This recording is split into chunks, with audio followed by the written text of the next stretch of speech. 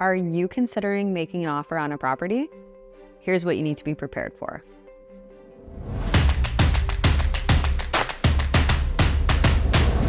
I'm Kylie Walters, a real estate agent in Toronto, and if you're looking to sell or buy your dream home, then you're in the right place. On this channel, I'm going to discuss all things real estate and show you how to navigate this wild Toronto market. So if you're a first-time home buyer in this market, you know that it can be super competitive. And you got 4 remaining players who are like super competitive. You're going to want to be prepared before making an offer, so I'm going to give you a few things to consider. First things first, you're going to want to make sure you have a pre-approval letter from your lender.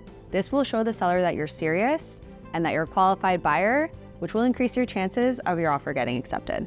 Next, you're going to want to do some research on comparable properties. So what this means is pulling data from what's sold recently in the same area and comparing it to your subject property. As a realtor, we look at these every day, so we know exactly what to look for and what to avoid. And we should probably avoid that. Definitely. Now, when you're trying to determine a fair price for your offer, it can get a little confusing to see listing prices that seem too good to be true. These are typically referred to as marketing prices, and usually they come hand in hand with a scheduled offer date. Now, a good way to determine whether it's a marketing price versus price to sell and holding offers anytime would be to go back to those comparable properties you were looking at earlier and see what the actual sold prices were for homes in the area. You can also just contact your realtor because they have access to a lot more information than you'll get publicly. That's a good idea.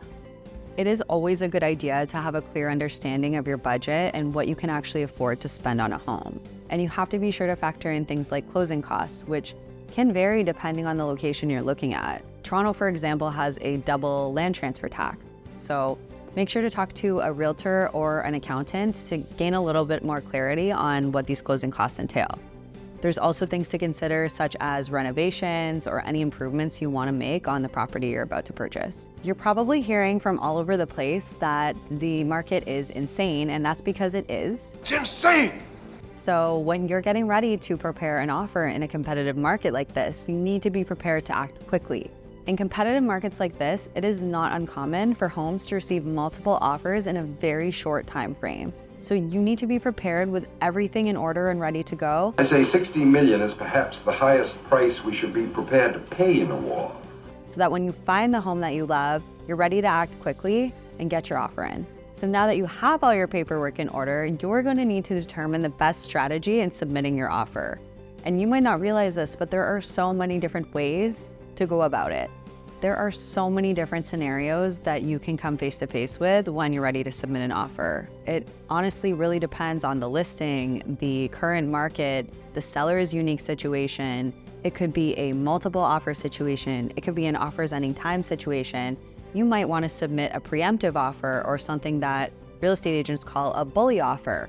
Bully, bully, bully, bully! You're really going to want to do your homework on something like this or work with a qualified agent because one small thing can make such a huge difference and you won't even realize it. If you want to learn more about each specific scenario, just check out my offer strategy playlist. Some people think that once they submit an offer, their job is done. That's not true because now it's time to negotiate. Usually there's going to be some back and forth between the buyer and the seller in order to find common ground and land a successful deal.